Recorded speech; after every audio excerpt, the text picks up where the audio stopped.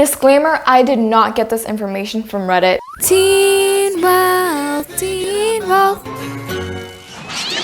Hey guys, Teen Wealth here. Welcome back to my video. So today we're going to talk about Bitcoin 101. It doesn't matter whether you're advanced or not because it's always good to touch up on the fundamentals. So the question of what is Bitcoin? So Bitcoin is a form of cryptocurrency, which is basically a form of currency that is digital and fully online. So it's not like an actual penny where you can physically hold it or like a dollar bill. It's all accessed throughout the internet. And it is also unmoderated by the central banking systems, aka the government, which is another one of the reasons why it has such appeal. So the whole point of creating cryptocurrency, that kind of stuff in the first place, is to actually buy and exchange it for goods and services. So we would end up using it like regular money. So a 2020 survey by HSB shows that 36% of small to medium businesses actually accept Bitcoin in the US. But at the same time, because it is digital, it can cross borders and it can have the same value in every single country. So there's absolutely no need for exchange rates.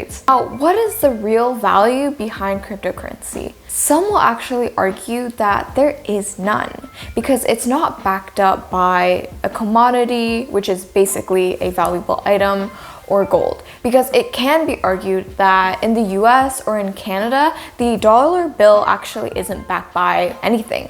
And actually back then, the US dollar bill was actually backed by gold and other commodities, and then that was taken off later on. So we won't get into that too much, but basically because now that it's not backed by gold or anything valuable, and money is just paper essentially, it can be printed and printed by central banks, and then that's what causes hyperinflation. Now, a quick breakdown of what inflation is. Okay, so if I had a banana and I was the only one in the world with a banana, everyone would want to pay me, let's say, upwards of $1 million, just a random number. In reality, if I go plant this banana in my backyard and I make tons and tons of banana trees and I sell all these bananas, do you think people would be willing to pay me $1 million each for this banana? No, because just like in real life, how we have bananas super accessible, you can just go to the grocery store, and because there's such a large supply, the demand actually goes down and the price goes down, because when there's more supply, people can access it more easily, and it's not a limited amount, people aren't going to be willing to pay as much. So if you see like Kanye's Yeezys and the price is actually super expensive, it's because he has limited edition shoes and there's only a certain amount, which creates hype and it boosts up the price. So this applies to inflation too, because if the government just keeps printing more and more, the amount of money just becomes close to limitless and an infinite amount, which just makes the value go down and the price goes down. So the value of the US dollar just goes down. And this same law of supply and demand actually applies for Bitcoin too. So how is Bitcoin actually limited? Well, there's limited amounts because Bitcoin actually needs really complex codes and algorithms to mine it. And if I went and Googled how long it took to mine Bitcoin, it would say 10 minutes. So what? It takes 10 minutes. That's super easy. But no, it's not just IT support Kenny sitting behind his cubicle. You need actual machinery and complicated equipment for this that actually costs upwards of $2,000 to $10,000. So once again, because Bitcoin is actually limited, there's only a certain amount that you can mine in the world. Like we said, that creates some value there because it's limited. And because most of it comes from the fact that it can't be monitored by the government, it creates hype, it creates demand, and once again, makes the price just go up. So then you might be thinking, then why does Bitcoin actually fall so much sometimes?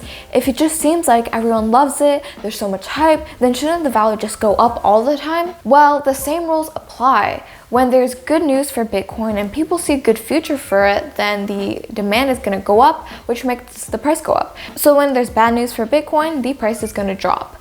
So there are actually rumors circulating that the US Treasury Department was planning to implement a mechanism to find a way to moderate Bitcoin, which defeats the whole purpose anyways, because the reason why there's so much buzz around Bitcoin anyways was because it was unmoderated. And the CEO of Coinbase, Brian Armstrong, tweeted about this, and it just added more fuel to the fire. And after his tweet, so many people just sold Bitcoin, which once again just made the price plummet even more, because when people keep selling, the price just keeps going down. Well, another factor could be this thing called derivative trading. I know, big word, but let me just explain.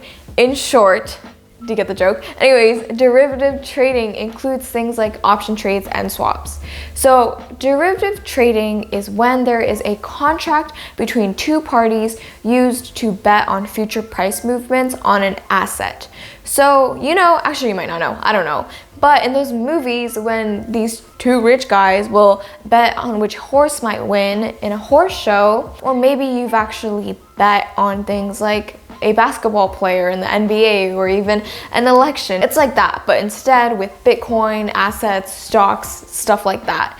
So essentially they're betting on whether the price of Bitcoin will go up or the price of Bitcoin will go down. And obviously with betting, it can be a little bit dangerous. So there's protocols that are implemented. So there's one protocol called DeFi, which is called decentralized finance. And basically what happens is whenever the Bitcoin price drops, even by a little bit, it will set off a chain reaction, and all the bots that have bought into Bitcoin will actually sell. Then if everyone sells, it sets off a more chain reaction, because when people see that the price is dropping, more people get scared and then they want to sell their Bitcoin. Then the price just keeps plummeting and plummeting. So as for whether Bitcoin is a good investment or not, I can't tell you, because I'm not a financial professional. But I do think there's a few things you need to keep in mind if you are interested in buying in the future or now, or having your parents buy it. So I think everyone knows that it's very volatile and prices will constantly fluctuate. And the upwards trend isn't like real estate where it's going up, but because of prices historically multiplying eightfold and people getting rich overnight, it seems really compelling, as can be seen as really good short-term investment. And that mindset of getting rich quick and having the mindset of making money overnight, it's not guaranteed. And when people see that their investment actually plummets and the Bitcoin price actually drops overnight, then it causes anxiety and panic. So the basic rule of thumb that everyone should know is the basic rule of diversifying. So diversification is basically not putting all your eggs in one basket. So if we're talking in terms of my investment portfolio, instead of having all my money in one investment asset and instrument, I'm going to invest in a plethora of different things. So in our case, we shouldn't just have all our money into Bitcoin and depending on it to generate our income, because that's when problems come in. Instead, I'm going to also venture out into stocks, real estate, index funds. Also, you should be able to put money into Bitcoin